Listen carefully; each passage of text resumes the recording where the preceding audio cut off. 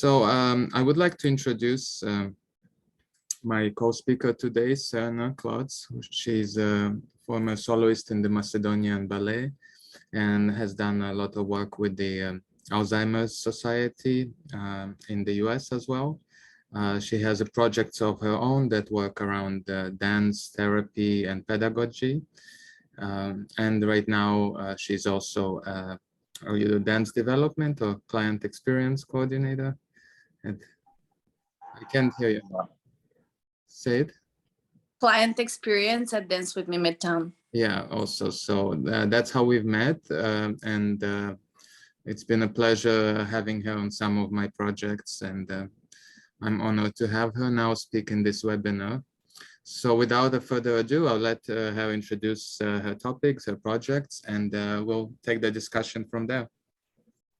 Thank you. Thank you so much, David, for having me first. I'm very grateful. And yeah, so my name is Srna Klotz. I'm originally from Republic of Macedonia.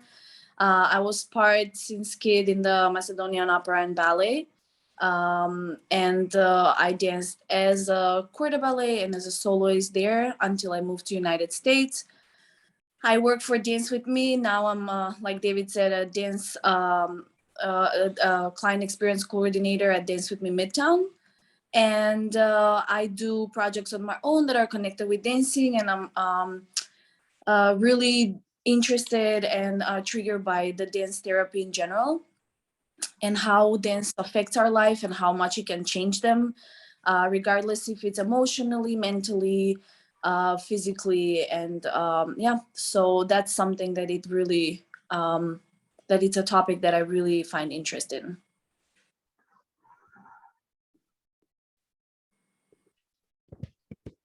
Awesome, thank you for that. Do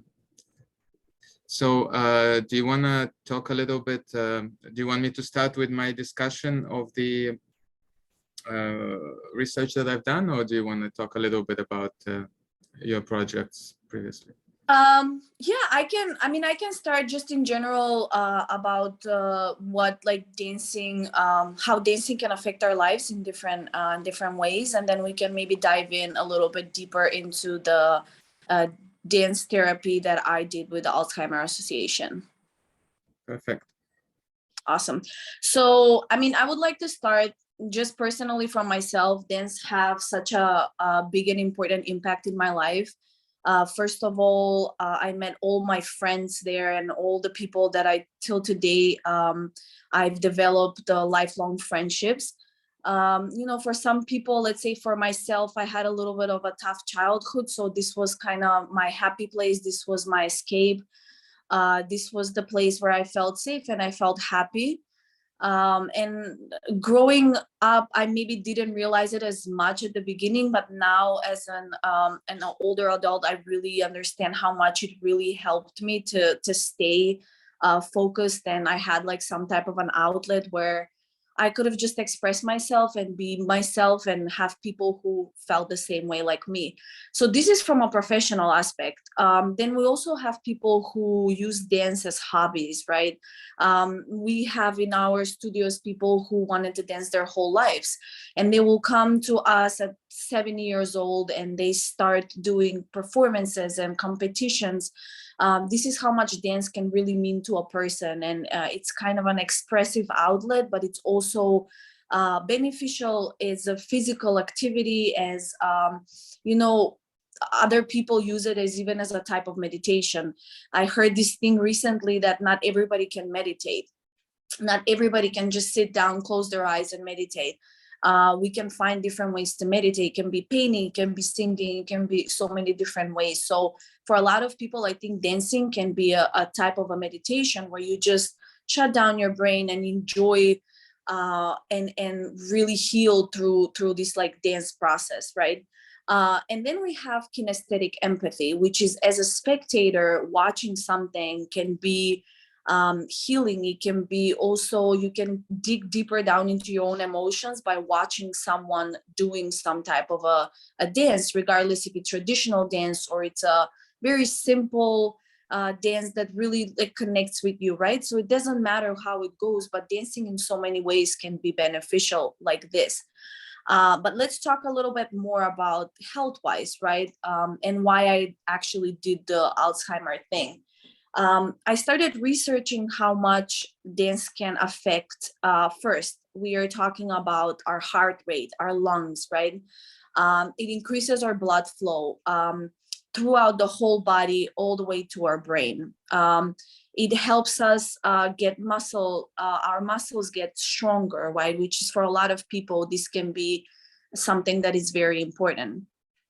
And there is a lot of people that I've met personally. I'm a person like this as well. Like, I really don't like the gym.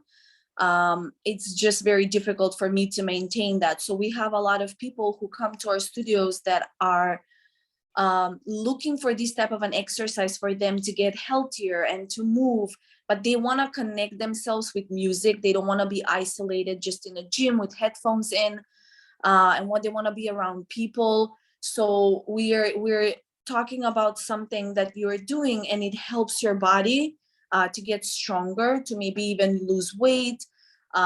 But in the same time, you're not isolated and you have like some type of a social community.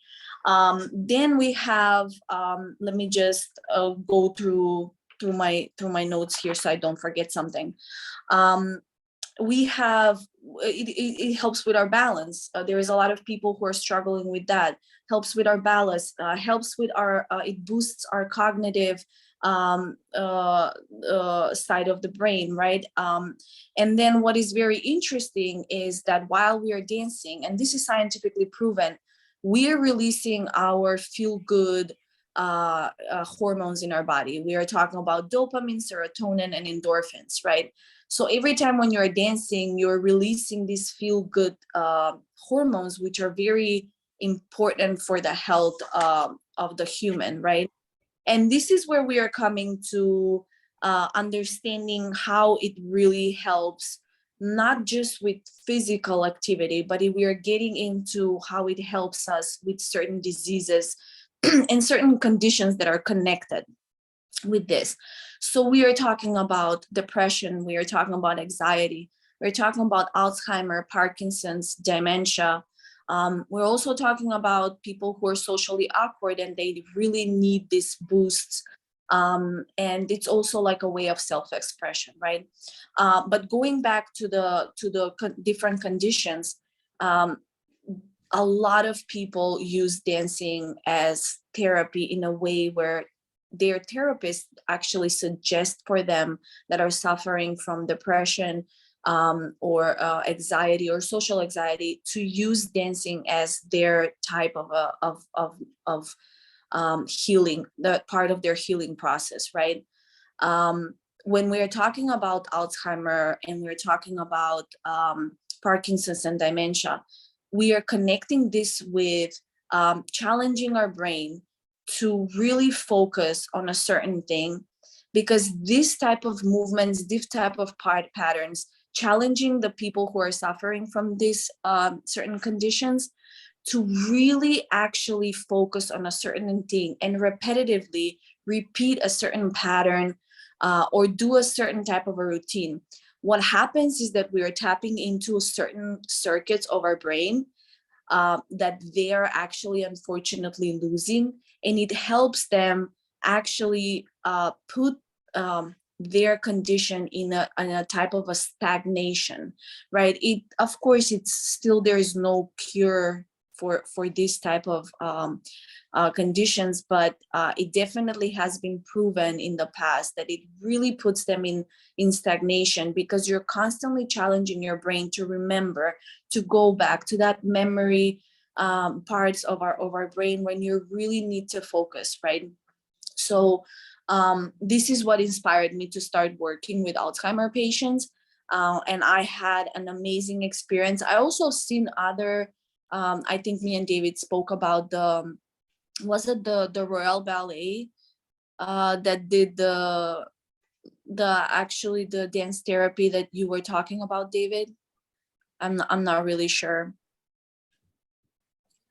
Yeah, I mean, there was several projects that have been done, and myself in particular, I've worked with several populations in community centers and in different organizations that were very helpful to the elderly and people with different types of conditions. I'm gonna share a little bit my screen to show you some of these projects maybe. Then we can continue the conversation. So, can you see my screen? Yes. Perfect. Okay, so just go here. Oh, great. So these are some of the people that I worked with. This was in the one on the left is in a community center in London, UK, where it's a very kind of a mixed bunch of people that would come there. A lot of course, elderly people who needed a certain social aspect in their lives, but also we had a post-stroke woman there, the one on my left, that's wearing a pink shirt. She had a stroke and she was coming often every week to improve her mobility, you know, get her mind off of her limitations, and also just to make new friends, right, and meet new people. Besides that, there was a younger man who had lost an eye, and clearly was having a little bit of a confidence issues in general, and this was his way of kind of coping and finding his way in society after the incident. So that was not only the elderly, but also people who are younger and had different issues.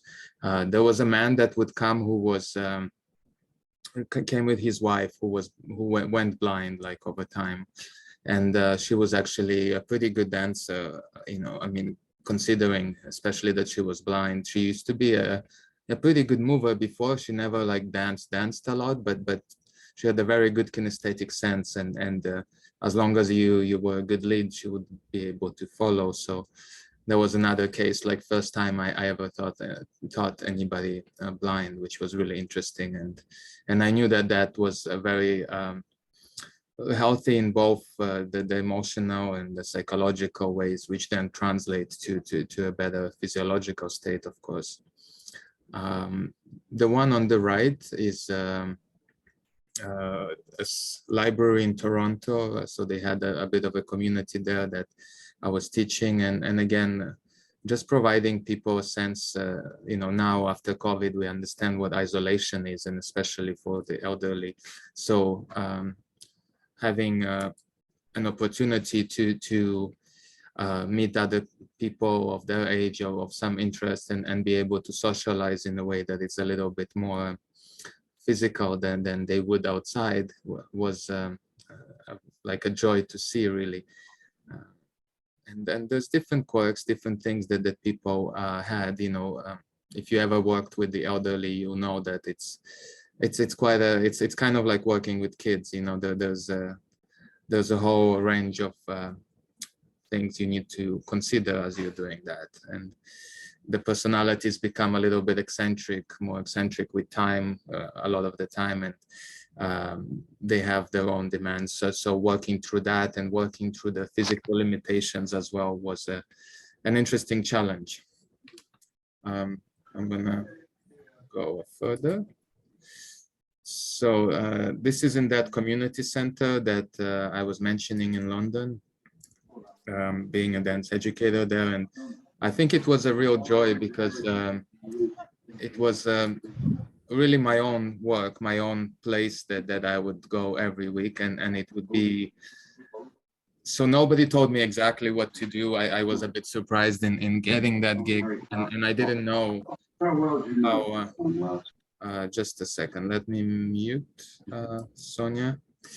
Okay, and it has become like really a sort of a enlightening experience, because you know, seeing some of these people and working with them closely. The one who was organizing didn't really make much money on it, but I knew that the center was like a health hub for those who came there, and like I said, that strange mix of people coming together, I found both interesting and almost like comforting, right? So yeah, it was just really enjoyable. And this is the same place with the blind person and the post-stroke patients and so on.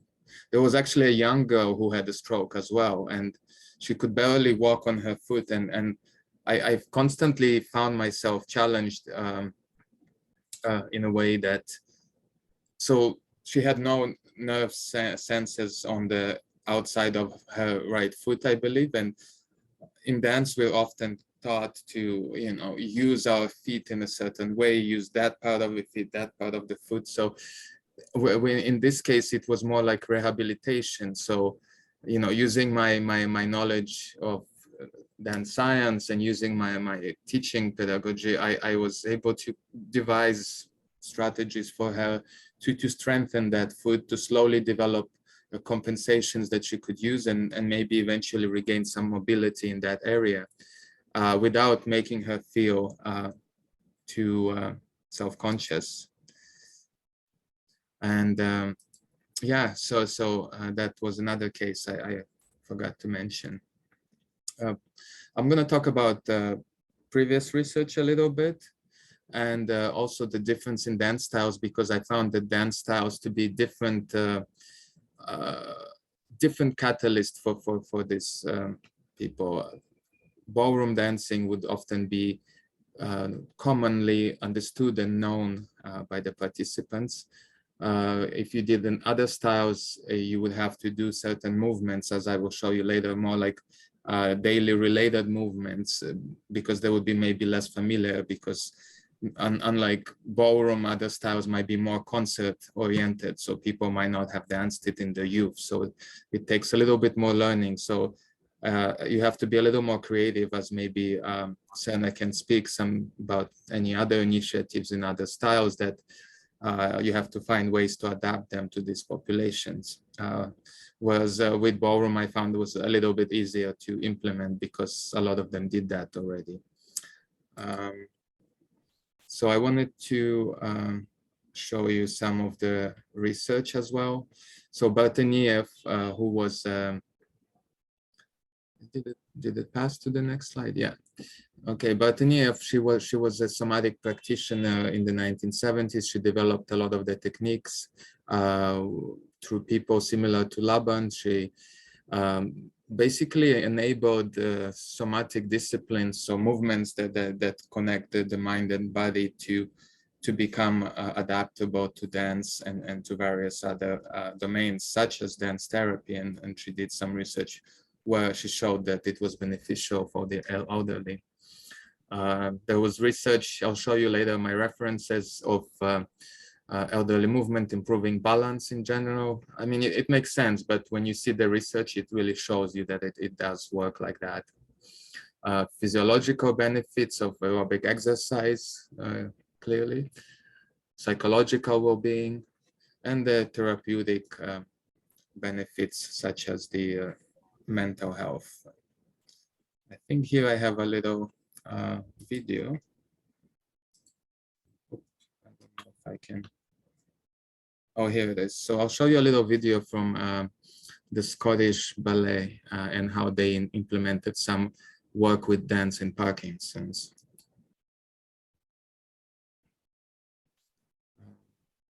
I think I need to, do you see the Scottish Ballet screen, or are you still seeing my other screen? The other one. Okay, I think I need to change the way I'm sharing. New share here. This should work. Okay. Can you see that and hear? Okay. Yep.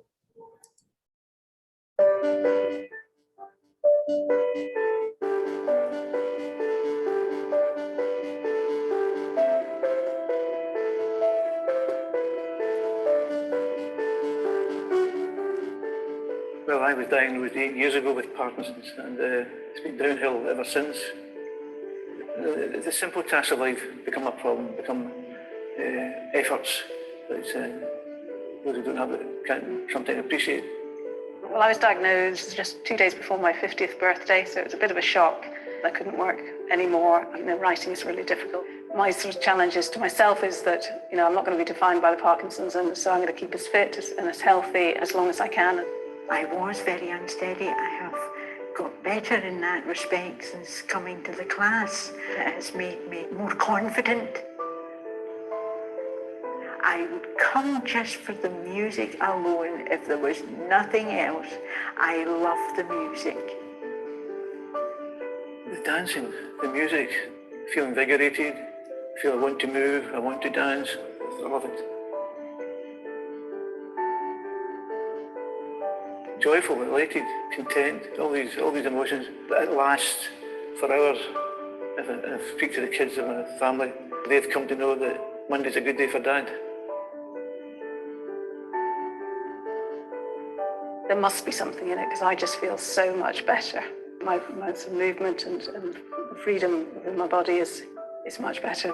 It just needs to be funded and researched more because there's definitely something about it. It's nice to meet other people with Parkinson's without being sort of labelled as a Parkinson's person.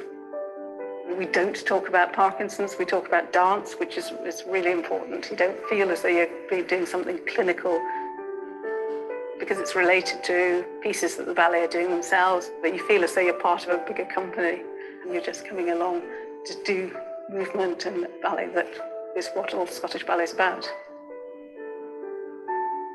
My wife would say to me, come to the ballet, see what it's like. I said, oh. I was kind of half-hearted. I came that day and I thoroughly enjoyed it. It's the best one in my life.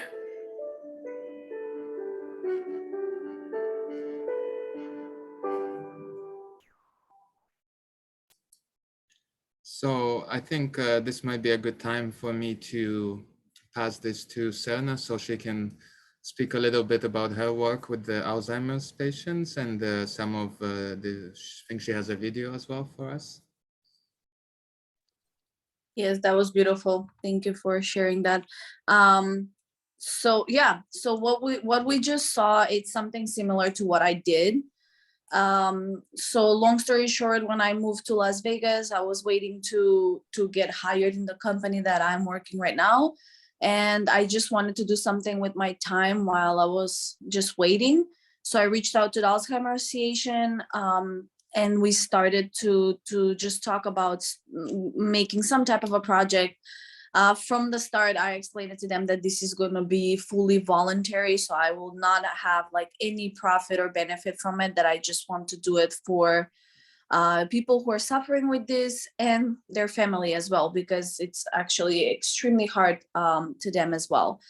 So I started researching and just looking into what exactly dancing does for people who are suffering from these types of conditions. And like I said earlier, like there's so many scientific foundings, but I found this recently, and it says that the scientists found that the areas of our brain that control the memory and our skills as like planning, such as planning or organizing, are improved with dancing. And this is how we get connected with like how much it helps people who are suffering from Alzheimer or Parkinson's.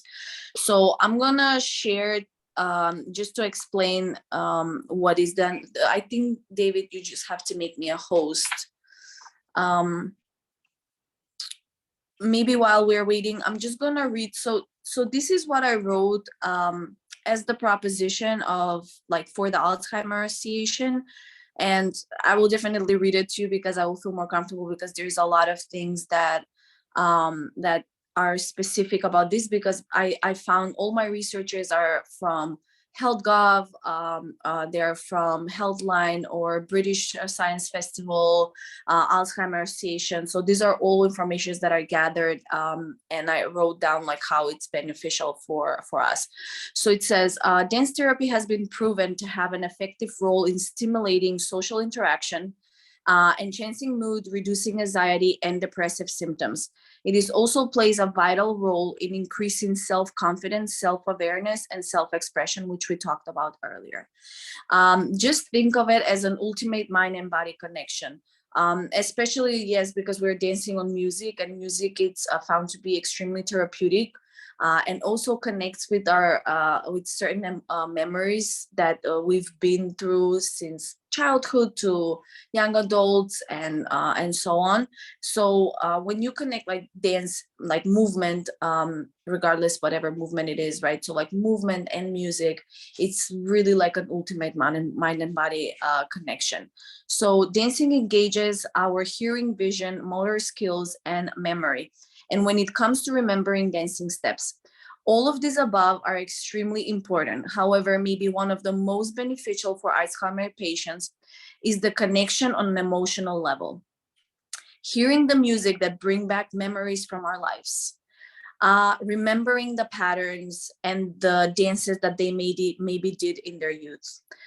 Music made extreme changes in the researches for Alzheimer's. It offers a host of benefits in varying stages of this disease.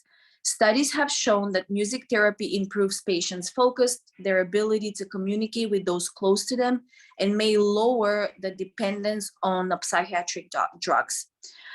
Researchers also believe that music stimulates many parts of the brain at the same time, such as those areas affecting language, mood, and movement. So hearing familiar music orders the body to respond by clapping or swaying or moving, right? So this is where like the movement and the dancing comes to. Or even humming on the music.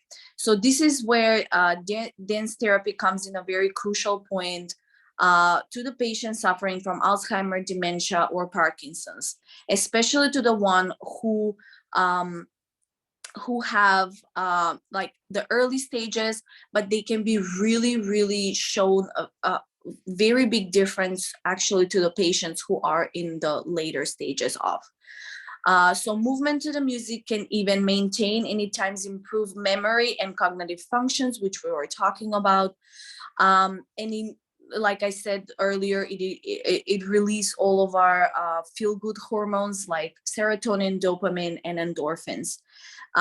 So connecting with all of this, triggering the parts in our brain with memory, with past memories, and in general memory as short-term or long-term memory, it really helps the patients to connect and be present in the moment and not be fully affected by this condition, and try to either put it in stagnation or just even for a moment enjoy and not be affected by this very difficult disease.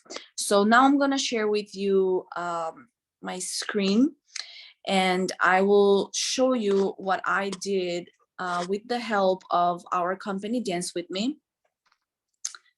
They actually, I have to say that it was such an amazing thing for them to like just offer the studio.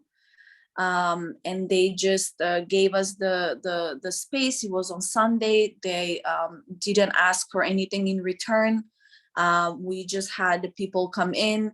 I had a wonderful person from the Alzheimer Association that I worked with, Lucy, and she was absolutely amazing. So me and her like put everything together. So that's from the day that we were on. So right here on this video, I hope you see good. Everything is good. So on the right side we have Pat. So we have Pat. The video is like very short, right? So we have Pat on the right side. I'm dancing with him. When he walked into the studio, he was non-responsive. So he suffers from Alzheimer and Parkinson's. He was in a little bit of a later stage, I believe in the third stage. He was non-responsive. His movements were very limited. He didn't talk. All of the communication, his communication was strictly based on just using like his head, and there was like no verbal communication, right? His wife is the one that is taking care of him, and she's dancing right there on the video with Marco. So if you can see on this video, he's really like not moving a lot. I'm moving more than he is. We were dancing for 45 minutes. We also had another couple came in. So this was John, and he danced when he was younger. And you can see actually on the video, he cannot remember the steps. By literally 5 minutes later, he will start, and I don't know if you can hear the sound, but I will be surprised by his movements, because how we continue dancing, he just started turning me around. And it took like very little of a time for him to start leading me and to remember. So this was literally after 5 minutes dancing.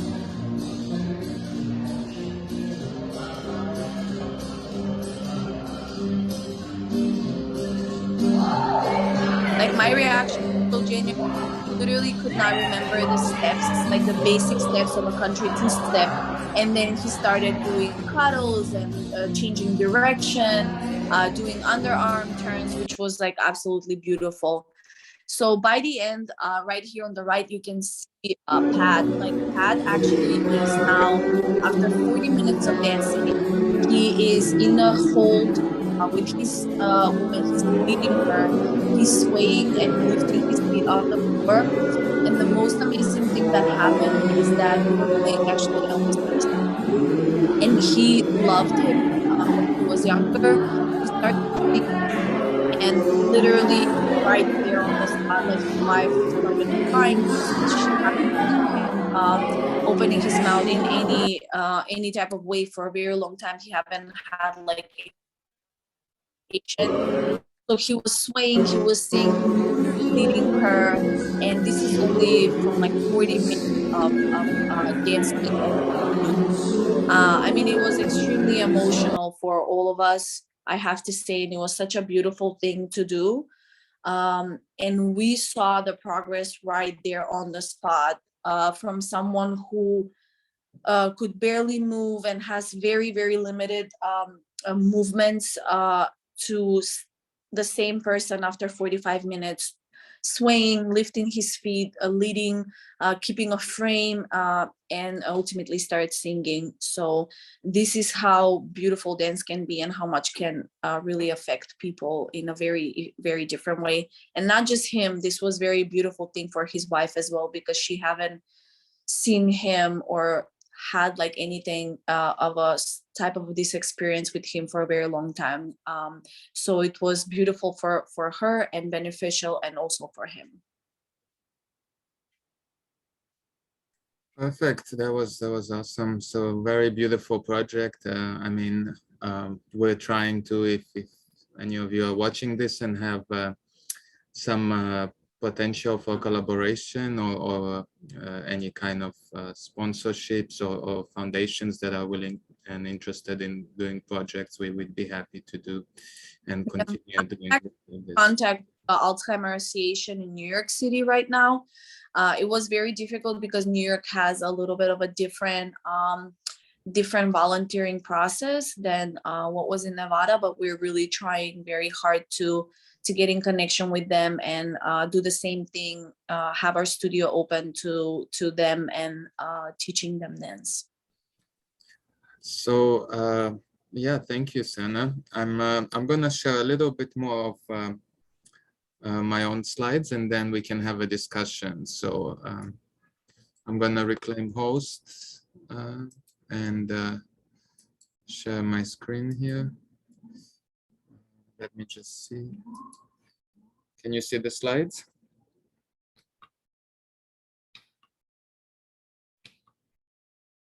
Yeah. Thanks. So some of the issues that can be a case when you're teaching elderly people is a lower bone density. So if, for example, if they fall or twist something, the bones are not, they're much more brittle, so much easier and much bigger chance of breaking and having different types of injuries from that. So these are just considerations to when you're teaching special populations. Fused vertebrae. So if you're ever teaching an elderly person or somebody with any kind of spinal issues, and they're hunched over or they pressed in some kind of a position, do not try to replace them in the perfect dancer position, because it's it basically is the way that the vertebrae are fused at some point in the aging process, especially if you have lived in this sort of a hunched posture for many years, which what I always tell my students is that it's, you know, while you're younger, fix it now, because slowly your body just adapts to whatever you do. There might be bone spurs, you know, growths that adjust to your deformations that you might have, and that can create other problems as well. There might be lack of mobility, so to understand how, you know, certain things cannot be done by certain people, sort of like what I was explaining about that patient, that girl who had a stroke, and she couldn't really move her foot in the same way as a healthy person would. But, you know, slowly with very small, minute movements, we worked and we developed different ways to find, thank you, Marcia, to find how she can move and dance as much as possible. Flexibility, of course, is slowly lost with time unless they maintain it, as we've all seen from some of the YouTube videos with the some of the ladies doing full splits in much later age and so on. But a lot of the people do not grow in that environment and need consideration too when being taught. Memory issues, so literally like they might not have the ability to remember steps, that they might not, and it's not their fault, you know. Sometimes as teacher we have expectations on the students, so just to keep in mind that like some children, with time memory becomes a more difficult task for various reasons. And coordination, so it's a lot harder to create those neural pathways that we do in the youth. Social quirks I already mentioned, so considering the fact that just because they're of the same age, they might not want to be dancing together, or they might still have different ways they want to approach their learning. If they want to sit the dance out, or if they want to just move in the corner by themselves, that's okay, that's their prerogative. And social discomfort. Some of them have not had a life of dance, and to kind of understand that and treat that with empathy is important when teaching. So I feel like, so this is, I wanted to show this little video. I think it's here. This was this was the center I was talking about already, so I won't get into that. I just mentioning that I've kind of created a inclusive syllabus for several types of participants through that experience as I went along. And it would be nice maybe to have that in our general education as dance teachers, how to approach these populations rather than make it up all the time just from experience. Although experience has value, but I would have been happy to have some resources on that when I was doing my exams, especially in ballroom. It's non-existent. I think it's important to bring that in. So I wanted to show this another center in UK where there was a seniors ballroom class, and they were a bit of the older age group. But there's a guy who was 95 and he danced the jive, and he was like the man of the group there, you know, dancing with all the ladies, and I found that kind of fascinating. So I'll end with that little video and then we can move to discussion.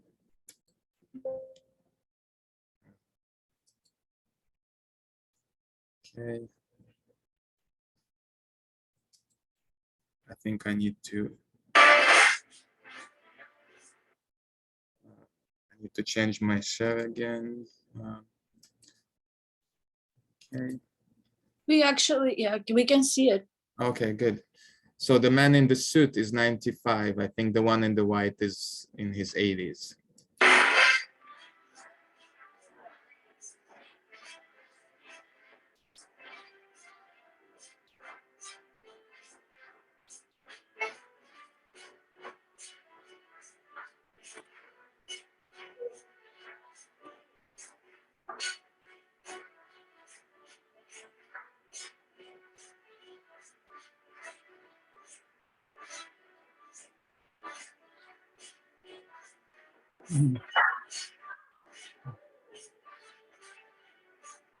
special move.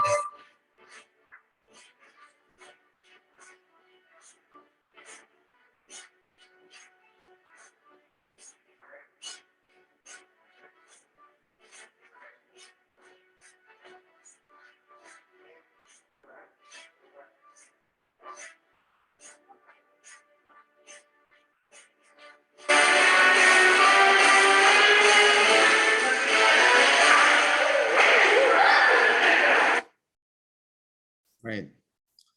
So that was quite an interesting experience.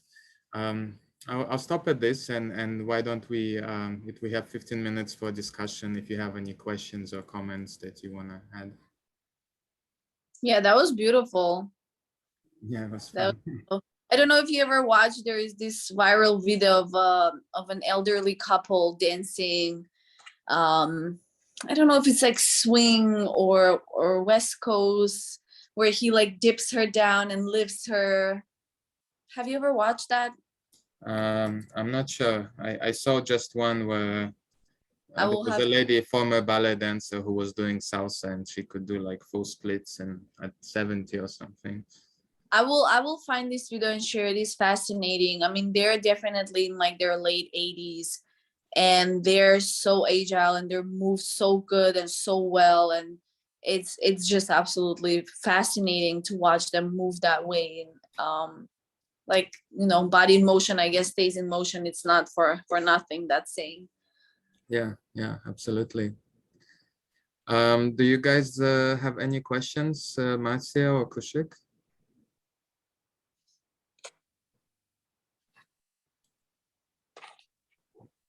No? Yeah. Yeah, actually, Srna, it's amazing your presentation, and it's beautiful Thank you. work. As my before time, I'm a psychologist, so my arenas of work, dance and psychology. So I can relate your work. So Beautiful. it is really amazing. And I basically work on psychological movements. So, and I work with the children and the elder persons. So I have an experience on it. So the dance therapy in India has been done in many ways, because India is a very culturally diverse. So many forms is in here. So every time, every stalwarts, or we are calling them gurus. So they have initiative in many ways to explore dance, to develop the psychology. And I get a chance to work with the village women's. I had worked with an organization. So at that time, I revealed some traditional dance of India, or folk dance of India. So it was amazing memories to work with the tribal women's. Those are, you know, those are working for, those are working in a village, and they are a farmer families. So it was an amazing experience. So I can relate your works. So your session is really And really amazing. cool in a many different ways, regarding like whichever dance comes from. It can really affect people in such a positive way, regardless if it's psychologically or physically, emotionally. Like it really has a big effect on people's life. Maybe sometimes, I mean, me as a dancer, I honestly did not realize how much dance means to me, because I started performing when I was 9 years old, being part of the National Theater and Macedonian Opera and Ballet. And I actually realized how crucial and essential it is for my life when I actually stopped being part of every day when I moved to America. And I was not part of my theater, because before my life was just like, get up, go to the theater, be there all day, come back. It was very, I wouldn't say I was taking it for granted, but it was something that I was, yeah, this is what I do. So I love that you connected it with like so many different ways, but regardless if it's that or if it's traditional dances, I think it's just really has we have to be aware of how beautiful effect it has on people in many different spheres. Yeah, absolutely right. In my career, I am working with various, ages, group of ages. So their thoughts, their movements are very different sometimes. So I have an experience with work with the school children's, and their age between 5 to 16. So you can imagine that The every yes. age is very different, and their psychological patterns is different, their habits is different, their movements is different. So it is really really amazing experience, and it is very necessary for the education also, because last 2 years before I was initiative to uh, I mean, a seminar based on psychological development through the dance and theater. So that was a grand success initiative. But unfortunately, in India, education system is very different. So here, dance and theater or any kinds of performing arts still are curriculum activities. It is not a main activity in a school or colleges. So we all are fight against it, but every countries have their own structure of education. So we can force, but we can protest and it. So it is happening, but still we are trying to do it. And Tripura Kashyap, Chandralekha, and so many dancers of India. They are in their time they are trying to going through a process like a dance therapy in education, dance therapy for disabled people, dance therapy for women's, dance therapy for the children's. So uh, still we everyone trying to given their best, uh, but still it is a part of struggling because dance is not a main subject, some countries or in India especially, where India is a very diverse in a dance. So Of course, but in India as well, there is a lot of traditional dances that are part of the everyday life, and people learn these dances. I mean, if correct me if I'm wrong, maybe I'm not correct with my information, but there is a lot of people who are like, maybe they're not dancers, but they will still learn certain types of dances while growing up. yeah, definitely. India's dance culture is a very rich because of diversity. And it's beautiful. It has so much meaning to it of what I've heard and read. Absolutely. And sometimes we are really proud that we have a chance to learn so many dance forms, right? So it is one dance forms like Kathak, Bharatanatyam, any kinds of classical dance forms. If you learn, so the one life is a very small for learn the process, and then exploration is a very high. So And this time, so many dancers in India get a revolution, and their work is a masterpiece. And that is why I think Pina Bausch, I'm very big fan of Pina Bausch and Love Pina. I am a big fan. And they are also visiting India just because of the diversity. And they are coming to here to learn the dance. And in India, have a books that is called a Natya Shastra. So there have everything. You can get every knowledge of dance, on theater, on music, or anything you can get from this book. So it is an open eyes. I mean, I do to respect that. I have a lots of friends in the like David and so many friends. They are living in different countries, and I respect their cultures also, because I am very Yes. passionate to know every form, but life is too short.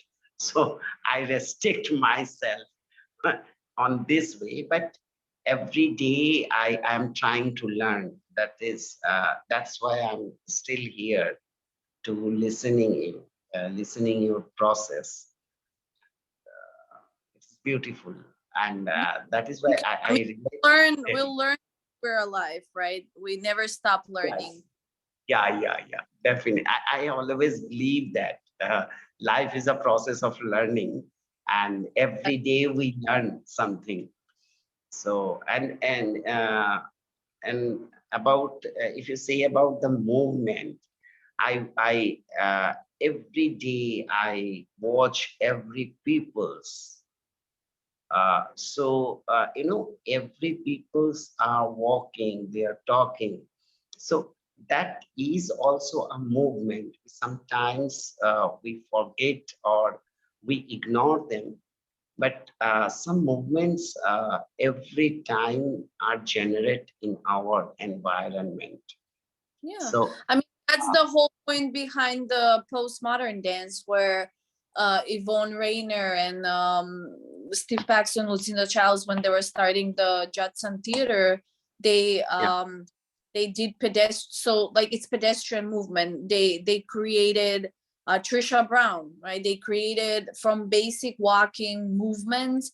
They actually created the whole performances, and they brought it down to that simplicity that we dance even when we walk or we do basic type of movement. It's just what is your perspective on it?